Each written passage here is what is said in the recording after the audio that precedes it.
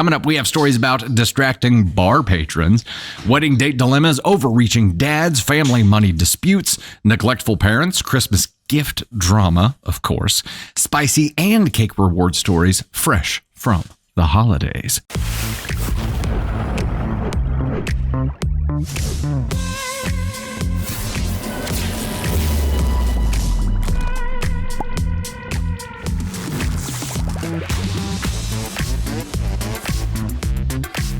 Am I the astronaut because I changed seats at the bar so I wouldn't be distracted by a half-naked woman? I, 57 male, and my significant other at the time, 57 female, were out late one Saturday evening having dinner at the bar of a nice restaurant. Just after we had gotten our drinks and put in our food order, a young woman entered the bar, choosing a seat that was directly in my line of sight. When I'd be talking face-to-face with my girlfriend, this other woman was right there. This other woman was dressed to the nines. Her obviously engineered body parts were barely covered by some silky and shiny material, revealing an abundance of side boob and cleavage. I am well aware of my limitations. I am often easily distracted. Unless I am at a bar to watch a sporting event, I will try to avoid sitting or standing where a television will be in my line of sight. Doing so helps me keep my attention where it belongs, i.e. on the person or people I am with and whose company I am there to enjoy. In this specific instance, there were also alarm bells sounding DEFCON 2 because any man caught looking or thought to be looking at this woman's breasts would have to answer to the woman they were with. With all of that in mind, I asked my girlfriend if she would mind changing seats and taking the seat on her other side. In doing so, my back would then be to this half-naked woman. I figured removing temptation and thereby avoiding any problems was the best course of action.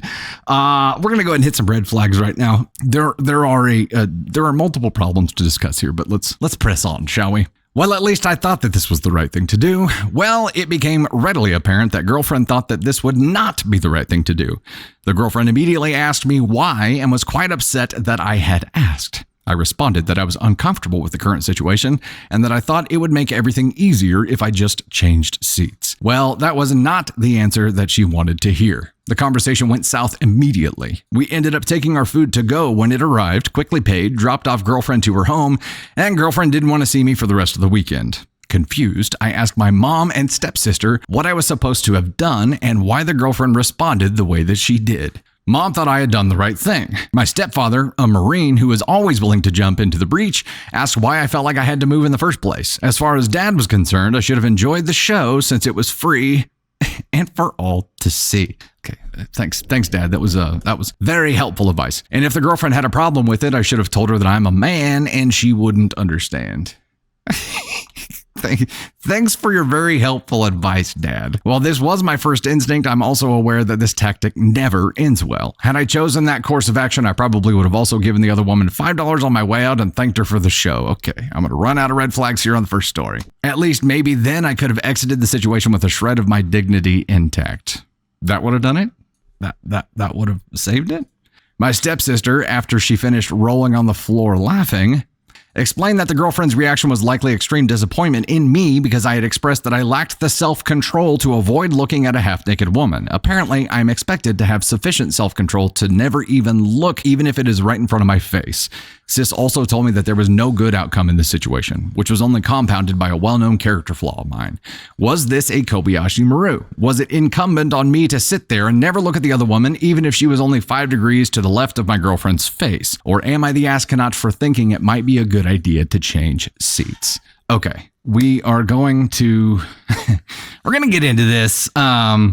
This is a follower submission, by the way. So rather than immediately roast everything that's going on here, I think we can use this as a teaching moment. I really want to focus on bringing to light the problems here so you can become aware of them and hopefully improve on them. Now, there are a number of problems that we need to cover here. The first one that I would like to address to you, because I think it's going to be the easiest for you to change, is you got yourself in trouble here when you brought it up to your girlfriend, right? You thought that bringing this up was like the chivalrous right thing to do. It's not. Your sister here was right. You, by bringing it up, called it to your girlfriend's attention, which let her know that it had your attention, and yes, showed her that you didn't have the strength to control your eyes or control yourself from getting distracted there. So you did that to yourself. You got yourself into trouble there. Here's the second and bigger problem that is going to be much more difficult for you to change. But it is almost 2024 now. It is not okay to objectify women the way that you've done here. There's a filter that happens between the things that you think and the things that you say or type or bring into existence in the world. And I think your filter probably needs a firmware upgrade to get current with the almost 2024 situation that we're at here. Because although you have tendencies and you have habits and you may be the way that you are, it is necessary to grow. It is necessary to adapt, and it is necessary to respect other people, especially if you're out there dating. Like if you're out there dating, then it is even more important that it's important you do this anyway, but it is important that you do this because you offended your girlfriend here by letting your outdated filter run the show here and say the things. And even what you've written here, it's like your dad's not doing you any favors, by the way. Just don't take dad's advice here. If you're trying to be successful in the dating world or not offend people or become current here, don't listen to dad's advice. That's not helpful. It's really not helpful. The way that you talked about this woman was extremely objectifying, almost like she was just a decoration that was there purely for your enjoyment. And I'm sure you can see how this is a problem. So yeah, you need to be able to have self-control. You need to be able to control your filter and prevent things that could potentially get you into trouble here. Not just not speaking them out into the world that will get you into trouble, but the filter is also there to self-teach and self-improve so that you can say, wait a second, is this potentially harmful? Why is it potentially harmful? How can I react to this differently? How should I be seeing this thing differently? This is what I mean by a teaching moment. This is a way that you can self-improve and you can start some behavior modification here. It is going to be necessary. You're going to have to change some things about the way that you react. And you can say, well, I'm just a man, or this is just the way that I am, or whatever. But that's also just being resistant to change. This has got to change. There are a lot of problems here. And I think you're going to have a really hard time finding a significant other that is just going to accept that that's just the way that you are. There's got to be some growth here. There's got to be some growth that comes out of this. Now, going back to the first point that I made to you, you got yourself in trouble by bringing it up in the first place. If you were trying to solve this problem for yourself and remove the threat that you thought might get you into trouble, which shouldn't, and that's the bigger issue that needs to be worked on. But if you wanted to remove the threat in that case, you would have had to find a way to change positions here without bringing it up, with maybe being like, hey, would you like to move to a table? Something that didn't wave a flag in the air and say, I can't not look at boobies. Please, let's move somewhere. Because that's essentially what you did. You just showed weakness, showed some of your misogynistic side here, and it's not a great look. It's not a great look. I think the biggest takeaway here and the biggest lesson that you need to pull from this is that you do have a filter. We can all update our filters, and your filter is in desperate need of an update, man. Not just for your dating success in the future, but for societal function and to become a better human being. It is in desperate need of an update. OP, you're pretty easy to roast in this situation. I'm not gonna lie. Like if this wasn't a follower submission, you would probably be roasted a hell of a lot more. But the fact that this is a follower submission leans me toward trying to use it as a teaching moment rather than roast you, because I think you can come out of this and really grow as a person. And I think you're going to be happier with life when you do.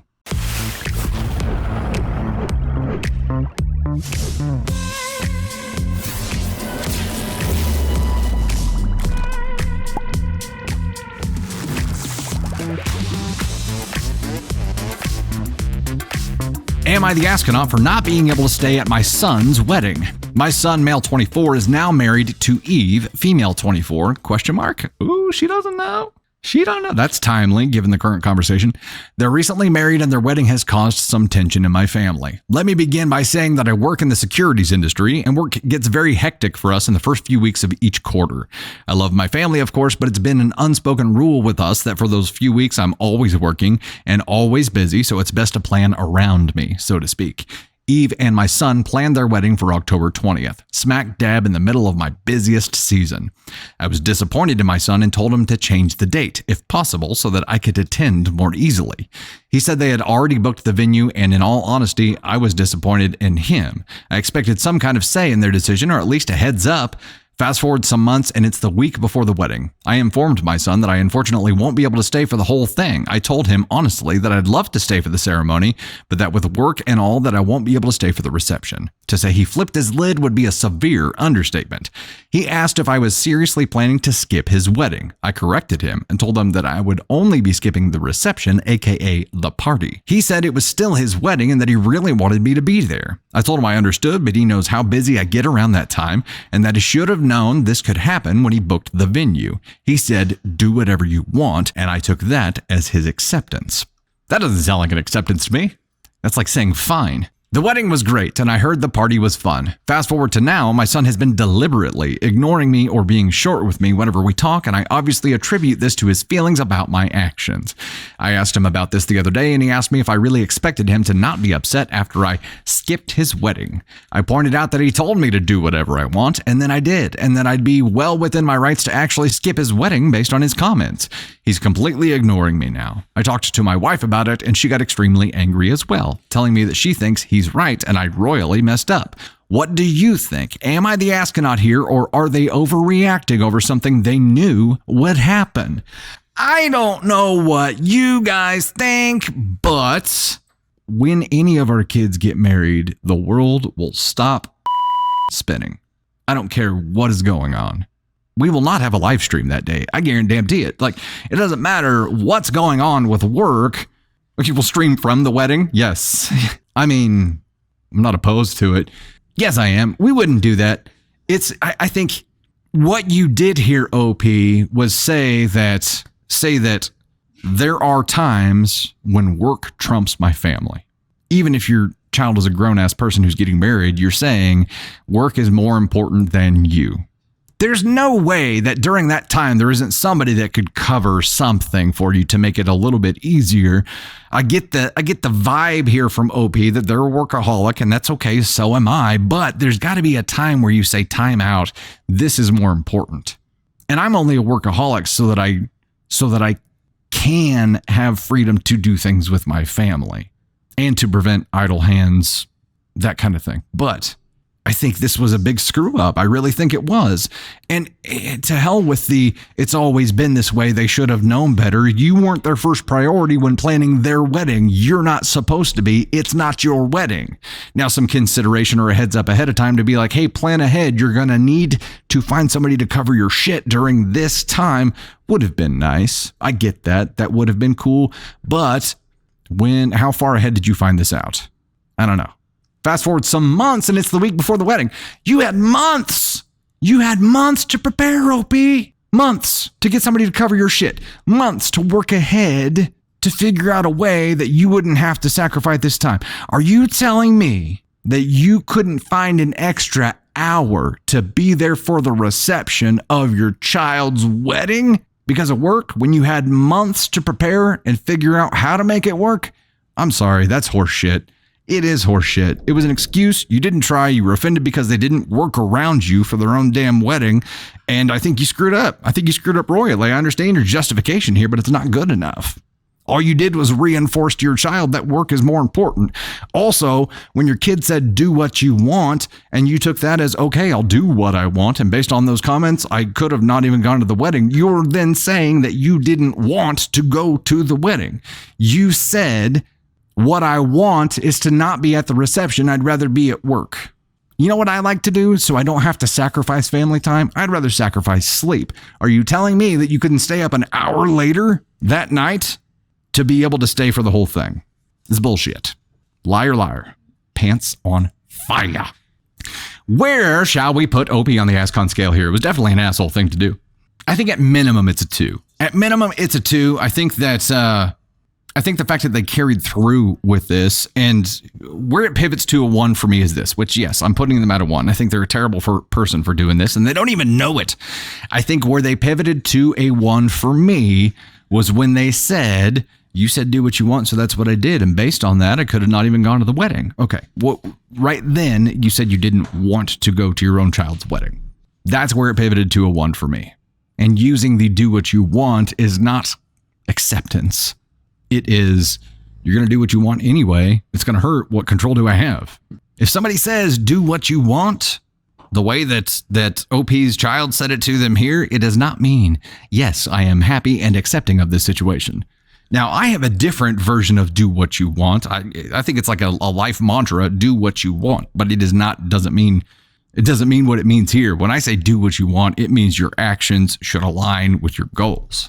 And that's kind of what OP did here, but OP's goals are work. And family comes in somewhere way down the line.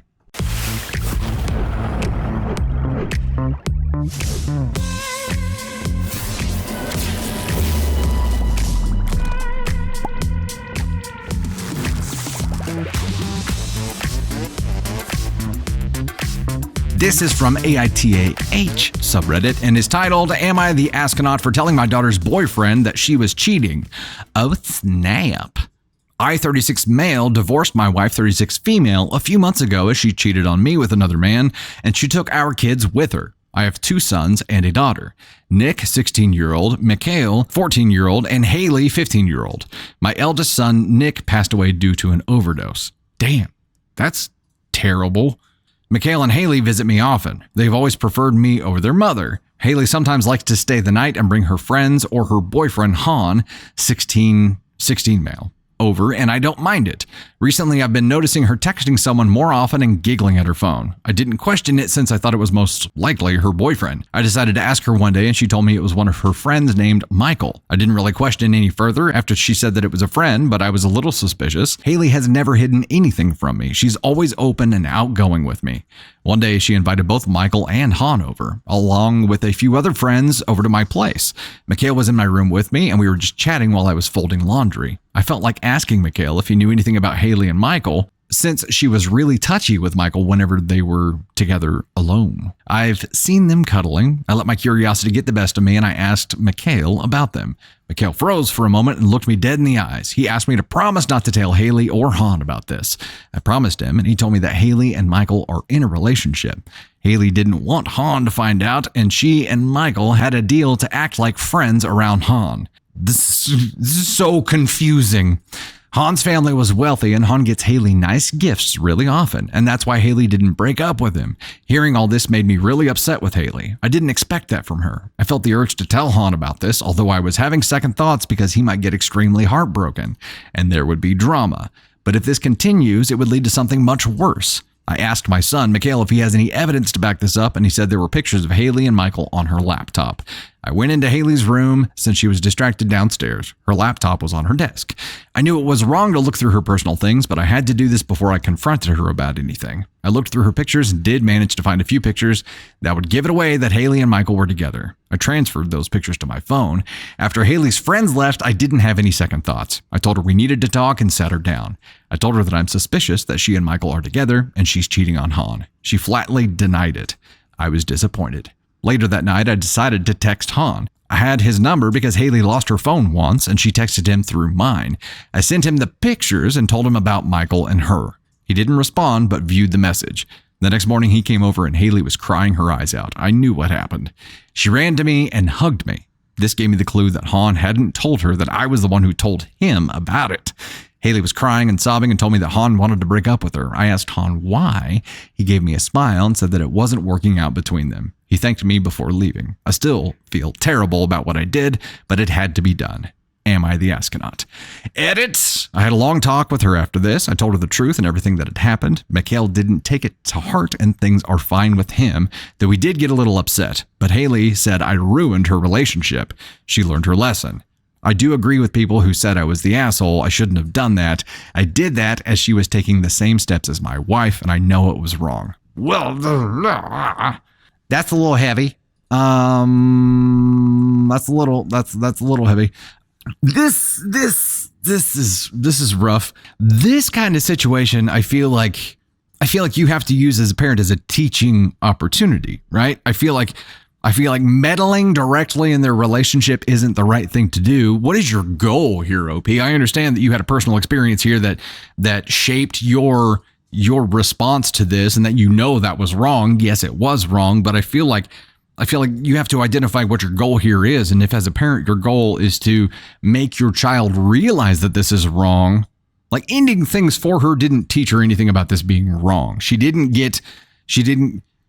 experience pain because she did what she did. The fact that Han just said that things weren't working out between them and didn't relate it to her cheating on him at all means that she didn't learn a lesson related to cheating at all. She just experienced some unrelated pain here. So even the lesson you were trying to teach her did not work. I don't understand what your goal was here. For me, I feel like in this position, if I knew something like this was happening, it would be a serious conversation, and it would be like, look, I need you to understand that this is what this looks like and this is what this feels like. And if this is the case, you don't have to confirm or deny anything to me, but I want you to understand why it's wrong. I want you to understand the risks. I want you to understand the scars on your heart that this will leave behind. I want you to understand how this can change you as a person. I want you to understand how making the right choice right now will help you become a better person. Understand the paths that are ahead of you and understand how the choices that you make will lead you down one or the other. That, I feel like, is the role that OP wanted to play here and help his child from becoming a bad person. But it was a swing and a miss by meddling directly, which led to pain that was it was unassociated pain. I don't feel like she learned any kind of lesson here. And when you did come clean about it, now she's just mad at you. I feel like you swung and missed 3 times in a row here, man. You struck out. Being a parent is tough, especially when you see your kids doing something that you know is wrong, and you can try to convince them and you can try to talk to them about it. But at the end of the day, they got to make their own stupid choices or they're never going to learn. If you do not let them make their own choices and fail, they're not going to learn how to avoid that in the future. They're not going to learn how to pick themselves back up. It is so tough. And yeah, this was a personal experience for him. He made it about him because he didn't want what he went through someone else to go through. And in the process, missed a huge opportunity to share something or to teach here.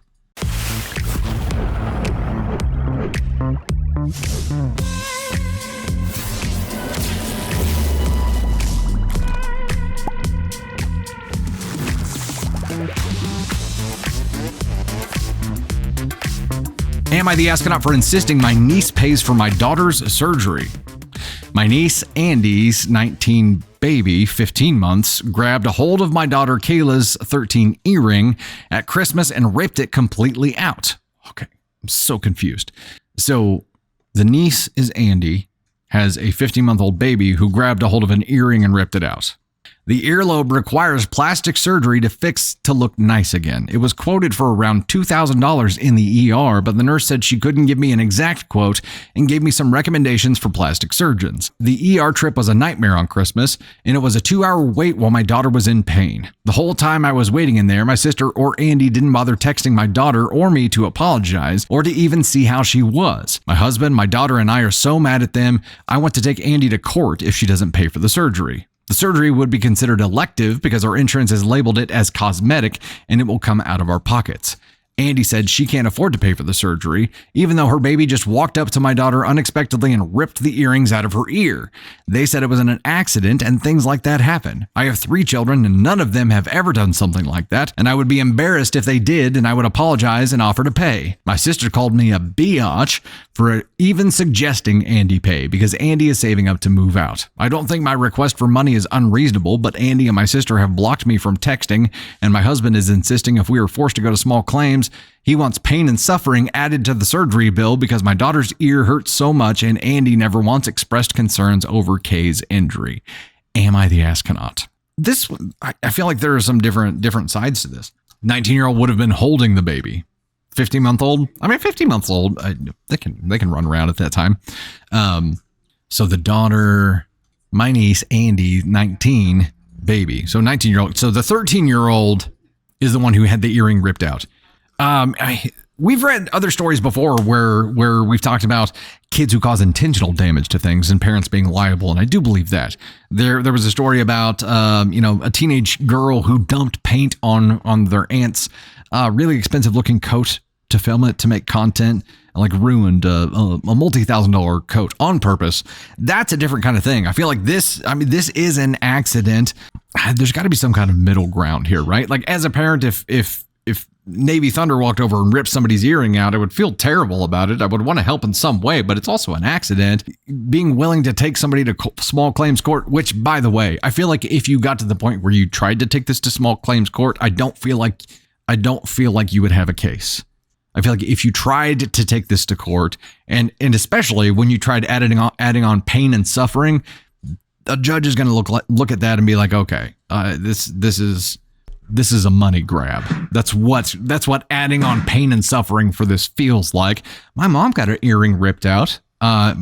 Whenever we must have been kids, we called it her hamster butt for a long time.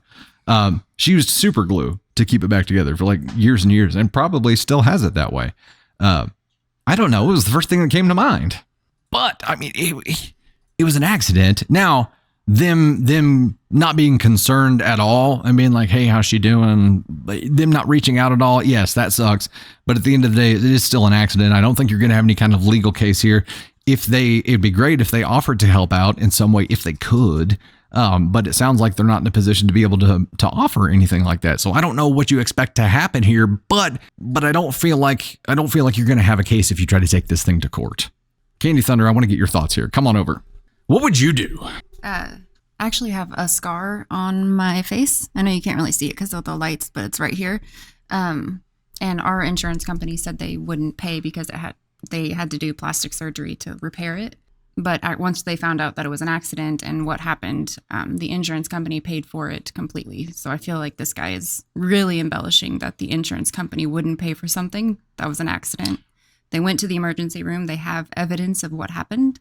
So it is an accident, and you can't sue for pain and suffering in small claims court. So, okay. So what happened with you is a likely path here too, right? Where it was probably after you went and saw a specialist, or got.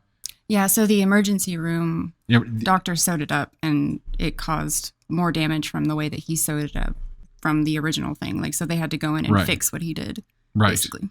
Okay. So, but the ER, which sounds like is all they've seen here, right? They aren't able to give you any kind of further information about that. Somebody who is a specialist, in this case, probably a plastic surgeon, they would be able to preface this as an accident and probably get at least some kind of insurance help on it. And again, it would be great if they were in a position to be able, like, hey, we'd like to help pay what we can, but I don't know that that's possible for them. And for them to say, an ER nurse quoted me how much this would cost. I don't think there's any ER nurse out there that's going to say this is going to be $2,000, because that ER nurse has no idea how much it's going to cost to have surgery, anesthesia. It's like no one's going to know how much it's going to cost to have all that. So I've never had anyone at a hospital quote me anything unless I talked to somebody that was in that department. This whole thing seems embellished. You make to a the really extreme. You make a really good point here, and that is if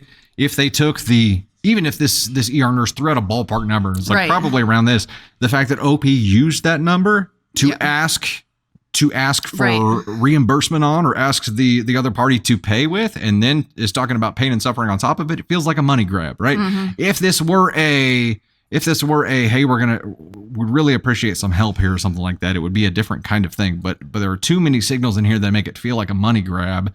And that's where it gets weird. It's not like, hey, it was an accident.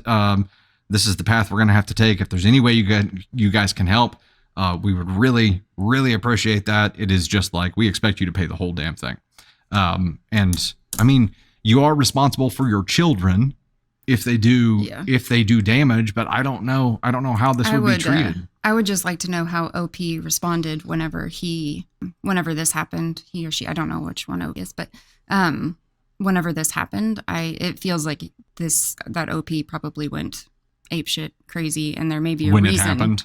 why they didn't reach out based on OP's reaction to this situation. If this was Navy when she was 15 months and she ripped out someone's earring and it caused harm, I would be overly apologetic, and I probably would offer to pay and help for what insurance didn't cover. But this guy sounds like he's full of BS to me. This was a baby that did this. 15 months as a baby. The baby didn't intentionally go up to someone and be like, hey, B, let me pull your earring out and cause you let me get that pain and suffering and harm and distress. You look like you need a hamster butt. Come I here. want to make sure you have cosmetic surgery. Yeah, no, there's no freaking way.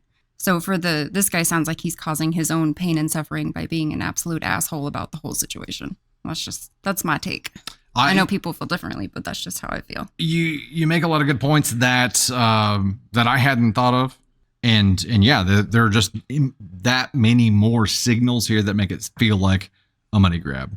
Now, hopefully, it's a 13-year-old girl. I know it would suck to have that for sure. And hopefully, when they see a specialist, they'll be able to get insurance to cover it because it's not just cosmetic. It was actually damaged, so it's repair at this point. And hopefully, they are able to get some kind of coverage from it that way.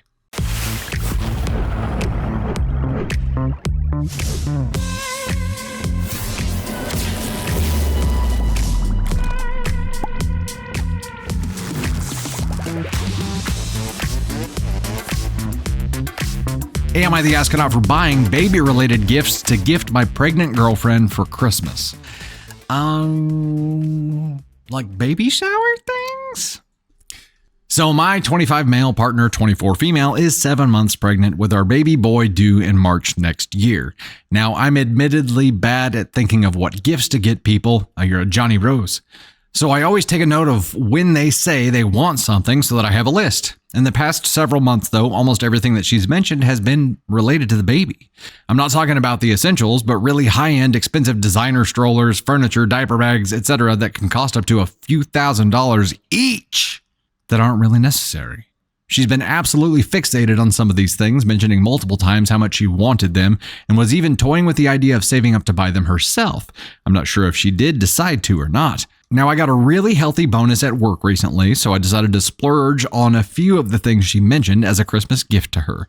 I made sure to remove anything related off her registry and off of our list of things that we still need to buy so that no one else would buy them. I thought I did it discreetly, but somehow she noticed and quizzed me about it. I didn't feel like there was any point in hiding it, so I told her I had bought those things as a Christmas gift to her. I thought she'd be grateful, but she was irritated instead and went on a big rant about how it was unfair to count things for the baby as a Christmas gift to her because it was something we'd both use, and no one ever gifts the father baby stuff, and that it was inconsiderate of me to see her only as a mother now and not as a person herself. Now, I get her point, but the way I see it is that the items themselves aren't necessarily the gift, but more so the act of me buying them for her, given that they are luxuries that she specifically wanted and not the necessities at all. Ergo, paying $2,000 for a pram versus $200. That just seems like excessive and wasteful. So as a gift, you got her like excessive waste. Cool. Also, it wasn't the only gifts I bought her. I got her about a dozen smaller, cheaper things that were on my list, as well as a more expensive tennis bracelet and earring set that she had been eyeing, though I didn't mention that to her. So am I the astronaut for including things for the baby as part of her Christmas gifts?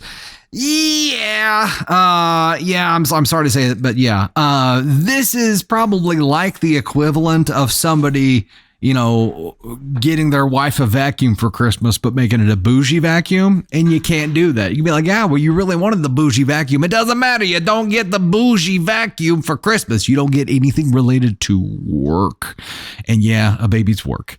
And yeah, it's something for the household, right? Like household gifts. And there are some exceptions to that, but only if they've explicitly requested that thing as a Christmas thing. It is the kind of thing that should probably be baby registry related. And I understand. Now, if you had said here, and I'm a little confused about the setup here, because you said you did get her some other things. And if the other things, if you had mentioned that wasn't all you got her, you got these as bonus things. And also you could have got yourself out of this mess by saying, I got these for us and not these as your Christmas gifts. If you didn't remove any of what you would be buying her for Christmas anyway, to buy these things, saying that probably would have solved everything. And then these are just an on top of thing, not necessarily a Christmas gift. It's a gift for you guys. It's a gift for the baby. Like, put the baby's name on them. Do something. I feel like withholding the information that you got these other things probably has you in more trouble than you should be in here. If your fiance or girlfriend is your partner, if she's under the impression that all you got her was baby related stuff, then there's a miscommunication here, right? But in general, I feel like you can't get baby stuff for your pregnant partner as birthday gifts or Christmas gifts or any other kind of non-baby related function kind of thing, right? I feel that thing. Now, yeah, luxury stuff, like luxury items are a gift. I got a vacuum and I loved it. If you had specifically said, I want this, that's a different kind of thing. If it was a bougie extra kind of thing, they can't all in. And I think if you also sandwich that, if you do it, but then have other stuff, it removes that element of it as well. Right. But if it's something that they specifically wanted, these were things that she specifically wanted, but they were on a registry. That's also the part of this that I don't understand. When you have a baby on the way, probably should have been putting that money back, because you're going to need all kinds of stuff that you're not thinking about right now. And the bougie things that you got because she specifically wanted them could have been purchased by somebody off the registry as well. Maybe they would have been, maybe they wouldn't. It doesn't matter. It's done. However, I feel like this falls within the getting a gift for someone that is the equivalent of work or a household gift. But again, I feel like if you had already bought her all these individual true gifts for her that were Christmas gifts and not baby gifts, and she just doesn't know that yet, this could just be a miscommunication. That could be it. And if these are just on top of, just put the baby's name on them, or put like to your family on them, and then you're all good. I don't know, man. I feel like it's a miscommunication. So the question here is, so am I the astronaut for including things for the baby as part of her Christmas gifts? Now, let me back up for a second, because you said something in here that I do understand deeply. You listen for cues when people say they like something or want something. You note it. I do the same thing. I note when Candy Thunder says that she really likes things or wants things, because I want that direct information to be able to buy gifts that are things that I know she's really going to want too. I understand that. When it came down to buying these baby related things, I feel like there was a fork in the road. You're like, where you had to decide at some point, yes, it's for the baby, but would she appreciate it as a Christmas gift for herself? And you decided yes. I think part of that was probably fueled by the fact that you had all these other things that were not baby related. So I truly, truly, truly believe this is probably a miscommunication more than anything. And I feel like there is a pivot from it that you can make. There is a play it safe kind of mandate. If you don't know, play it safe. Don't get vacuums or blenders or anything that could potentially be taken as a slight. Baby stuff is a new one. Hadn't heard of that before, but I think it's within the same kind of vein of things. It's a household, like, work related thing. And even though it is the bougie thing that she wanted, it's not really for her. It's for the family and for the baby. If I had got you baby related things, Candy Thunder, for Christmas, how would you have reacted? Along with a dozen other gifts. Okay, but you didn't know that yet. If you didn't know that you had a dozen other gifts, if you just thought that you were getting only baby related gifts, would you be upset? She's thinking about it, which means yes. And I think so. She said I would feel less like a person and more just like a mom. And that, I think, is the problem that OP's partner here had as well. If you had either disclosed that wasn't all that you got her, or this was just bonus stuff, if you use that word, right, and said bonus, and said, if you had clarified it somehow, I think you wouldn't be in the hot water that you had right now. And because you have those other gifts, I agree. I don't think you're the asshole for doing this. I think it is a communication problem here. And I think hopefully by now, since Christmas has come and she got all those other individual things that were truly gifts for her, hopefully it's just this problem has solved itself and it's not an issue anymore. It is just a communication thing. She was under the impression, yes, thank you. She was under the impression that all she was getting was baby stuff. And then she just felt like she was 100% a mom and nothing more. And that was the problem here.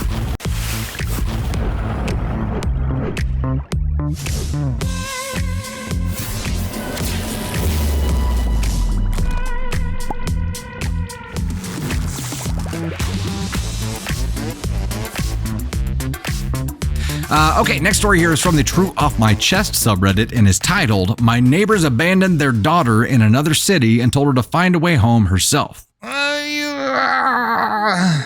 Awkward Nick Miller, panic moonwalk. I can't believe it. I just got home from this and I'm so mad. My mom already told me she will make sure Child Protection Services will be involved here. I don't like this story already. I'm a 22-year-old guy who lives in Europe. I'm still living with my parents as I don't see any reason to move out anytime soon. The longer I live here, the more money I can save and the more I have when I move out. We live in a house with 4 other families. We are good friends with the neighbors next door, but my parents don't have the best relations with the neighbors upstairs. They have a 5-year-old daughter who I only talked to a few times. From what I know, she is in daycare after school so that someone takes care of her until her parents get her. However, it seems that today she went home by herself even though she wasn't allowed to do that because they were concerned she might get kidnapped or anything. What an irony for what happened next. To teach her a lesson, her parents drove her to another town, gave her a bit of money, and told her to find a way home if she is so capable of taking care of herself, and then they drove off. She didn't know about the bus and train timetables, nor did she know anything. She was just left there. She's 5? This is a 5-year-old kid? Now let's get to me. I just left my workplace to get home. I don't have a driver's license yet, even though I'm currently trying to get one. But for now, I still have to use the train. Luckily for her, my workplace was in the same town that her parents abandoned her at. She found her way to the train station, but didn't know what to do next. She saw me when I was just ordering some food from a food stand at the train station and shook my arm. I was surprised to see her. How freaking serendipitous to just randomly find this guy who lived in her building in another town. I noticed she had teary eyes. She had cried recently. I asked her what she was doing here and she told me everything and asked if she could stay with me. I agreed to let her stay with me and we drove home together. It was even more effed up to let her stay in this town in particular because in order to get home by train, you would have to switch trains twice on the way. There was just no way a little child like her could have done that. When we got home, I told my mom and we confronted our neighbors about it and her mother opened the door. We yelled at her, what was she thinking? And she explained that this was a lesson her daughter needed to learn and explained what she did. She didn't show any sign of guilt. Even after we reminded her that leaving her daughter alone in a strange town shortly after complaining she might get herself kidnapped is a bit hypocritical to say the least. So we will get CPS involved. She and her husband willingly put her daughter's life in danger. I feel bad for her daughter. She will be traumatized by this. Sure, she shouldn't have walked home by herself if that was the rule, but they went too far with their punishment. What bothers me even more is the fact that I failed my practical test for my driver's license a few days ago. If I had passed that, I wouldn't have been there to take her home, and she would have still been there herself. Okay, these people are ASCON 1 dipshit, not worthy of having a child in their lives, asshole, evil, shit brick, worthless human beings. You know how terrified I would be if a 5-year-old kid was able to leave preschool and walk home themselves, like was able to do that. So many red flags would go up. I would be concerned for their safety. I wouldn't be mad at them. I would be so flipping out that the people who are supposed to be in their life protecting them failed at their jobs. And the reaction to this is to reinforce those structures, not to try to teach this 5-year-old kid a lesson about this is bullshit. Do not like it. Not a fan of this kind of shit. The fact that they were willing to do this means that they did not care if they ever saw her again. That's the bottom line. This child, for their own safety, cannot stay there. Hopefully CPS jumps in and gets her out of this situation because these people do not give any shits at all. They were probably hoping they never saw her again, and that is so fucked up. That's where it gets so freaking tricky, right? Because we have so many kids in situations like this out there that we can't save. That we can't, until something like this happens, you can't save them. And it's just heartbreaking to know that every day. And so the flip side of that coin is like so grateful to have stable homes and families to be able to support our own kids in and know that we're able to give them that. It is just, it's infuriating. It is infuriating. And the things that I would do to people like this, we can't talk about, but it pisses me off.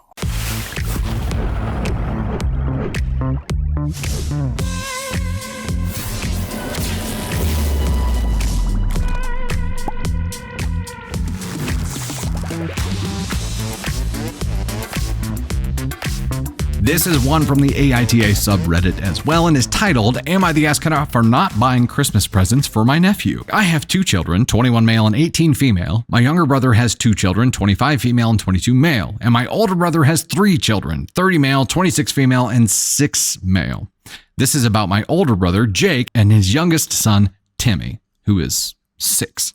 When our children were growing up, my brothers and I had an agreement that we'd buy each of our nieces and nephews Christmas presents until they were 18. There was never an expectation to spend a certain amount of money just to have something for them to unwrap. However, when Jake's daughter turned 18 and we started sending him family presents instead of individual presents for each of them, he stopped sending presents for our children too, despite our prior agreement. We argued about this a few times considering we spent more years buying for his children than he did ours, but eventually we just settled that we are on Christmas card terms and did not expect presents from him, nor did we send any. My younger brother and I still send each other family presents every year, like a big box of chocolates or something, and when Jake found out about this, he was furious. He thought that we just didn't do gifts anymore, but since we do, he feels entitled to 6 years of gifts on Timmy's behalf. I said that was ridiculous because he was the one that broke the agreement. His older children got 18 years of presents for me while my children were 12 and 10 the last time they received something from him. Unfortunately, this came to a head at my aunt's wake, where Jake and his partner confronted me and my wife, demanding to know why I didn't care enough to send Timmy Christmas presents like I had his older children. His partner, who is not his older son's mother, was very prickly about this. I explained that it was not that I had anything against the boy personally, but with his older children, we had an agreement to send presents to each other's children. He had broken said agreement when his daughter aged out of it, and that I saw no reason why I should be obliged to spend money on his son when he has not done so for my children. He gave me a plethora of excuses and said that it was unfair to punish his son for his mistake. The sins of the father. He demanded that I buy Timmy something to make up for lost time. I asked if he was going to make up for the many years of my children missed out too, but he just called me an asshole. Oh, so his own logic he won't respect, yeah? He's got the hypocrite card going on there. My wife, my younger brother, and his wife are obviously on my side, but a couple of family members have mentioned that they do think it is unfair that I am punishing Timmy for his father's actions and that Jake is not the financial position he was when his other children were growing up, so he already worries Timmy's holidays are inadequate compared to the photos of his previous Christmases when his other children were young. I genuinely do not dislike my nephew. I hardly know him in all honesty, and while I do not think I'm entirely in the wrong here, I do think I might be being too stubborn. Am I the astronaut? Wow, this sounds like a fun family to be a part of. What did you guys draw up a fucking contract for Christmas to be able to send each other presents? And you're like, oh, well, I'm sorry, you are breaching the contract here, brother. And by that fact, like, this is just so fucking petty, back and forth and back and forth and back and forth. And I understand your siblings, and that probably doesn't help anything here, but gee, I feel like getting your family together and just being like, everybody grow the fuck up, okay? We'll start there. Everybody grow up, stop the bullshit, and quit trying to force people to buy gifts. It is not a gift if you are forced to buy it. It's a penance. Quit trying to force each other to buy gifts. That's not how that's supposed to work at all. Now, I understand where you're coming from, and like he broke the system that you guys had going, and that was the end of it. And I understand if you didn't keep it that way for everybody, like there's family dynamic bullshit going on all over the place here. He can't force you to buy gifts. Buy gifts if you want to buy gifts. If you don't want to buy gifts, don't buy gifts. Don't make it because some kind of petty tit for tat bullshit. If that's what's fueling you to do or not do something, then check that, right? But if you feel compelled to buy gifts for your nephew because you want to, then do it. If you do not feel compelled to buy gifts for your nephew, then don't do it. It is as simple as that. There is so much petty drama being thrown back and forth in this family that if I was the father in this family, I'd be like, all right, enough. Everybody go to your room. They're like, we're 30 years old, Dad. I'm like, I don't care. Oh my gosh. Yes, let the petty confetti fly. Good call. We got the petty confetti rocking there. It's it's just a bunch of petty bullshit. So the question here, maybe I'm reacting a little harshly about this, but am I the astronaut for not buying Christmas presents for my nephew? No. You also wouldn't be an asshole for buying a Christmas present for your nephew. Like, this is one of those do what you want things where your actions should align with your goals. Is your goal here to like try to strengthen that bond? Is it to try to repair the relationship that you have with your brother? If so, do it. If you don't care, then don't do it. Knowing that there is some personal conflict going on with your brother here as well, it's not just about the structure. It's not just about you guys sending gifts to other family members. It is about him being worried that he is not going to be able to provide the Christmas that he could previously provide for his other kids for his youngest son. That is probably the major driver in all of this that is fueling him. It's his insecurity that has flared this thing up all of a sudden. And I think that goes back to your relationship with him as well. It's like understanding where he's at. Do you feel more compelled to help or not? Action should align with your goals. Think about what you want to accomplish here and follow that path.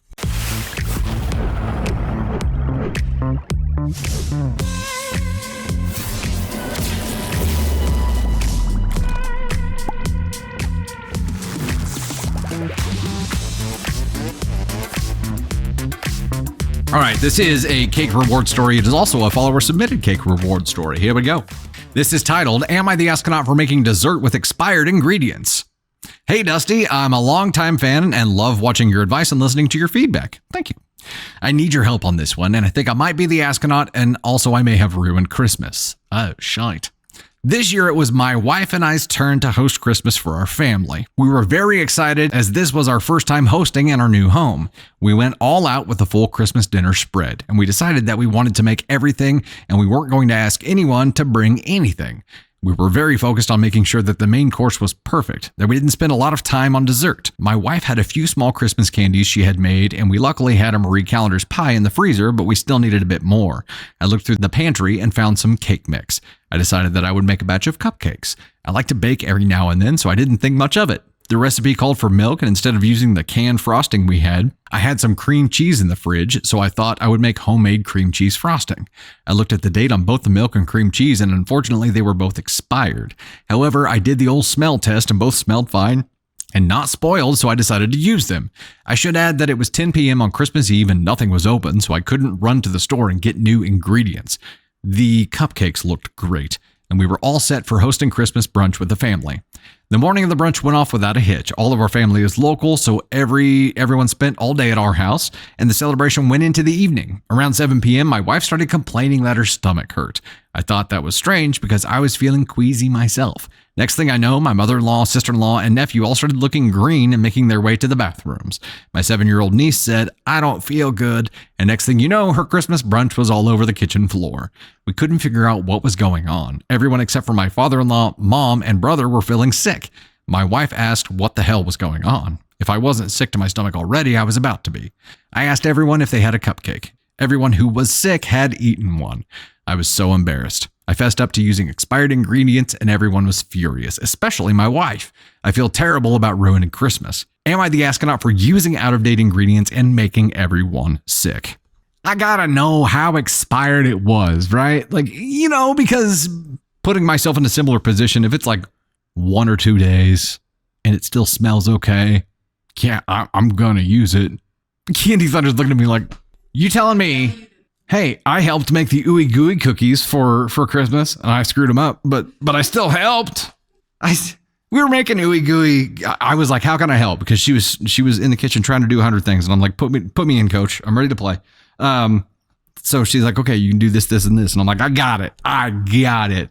And I start doing all these things. And we take one batch of these cookies out of the oven, put them on the cooling rack, and we're batching more in. And I'm trying to clean up the workspace area. And I pick up the cake mix box and one of them is heavy. And I'm like, oh no. Yeah, they didn't look right in the oven. They weren't setting up right. They looked a little flatter. And I picked that one box up and I was like, oh no, I'm dead. She gonna kill me. So I'm like, So we took everything we had already scooped out and formed to put the next batch in, threw it back into the bowl, put the cake mix in, mixed it all together, and it was fine. But yeah, I still screwed it up. But the screwed up ones actually tasted really good. They were just not as fluffy.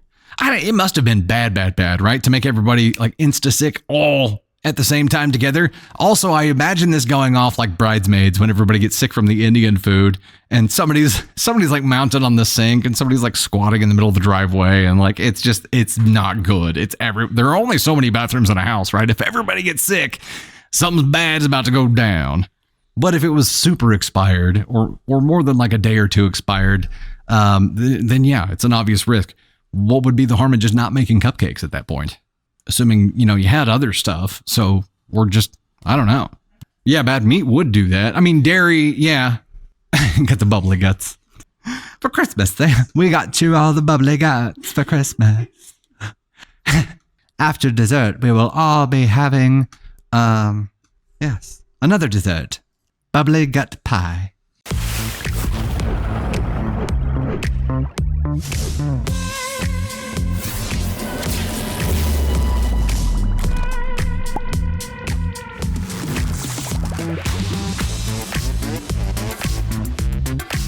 Am I the astronaut for almost turning my grandmother into the ghost of Christmas past? My entire family and I think it would be a hilarious idea to play a little Christmas prank on our grandmother.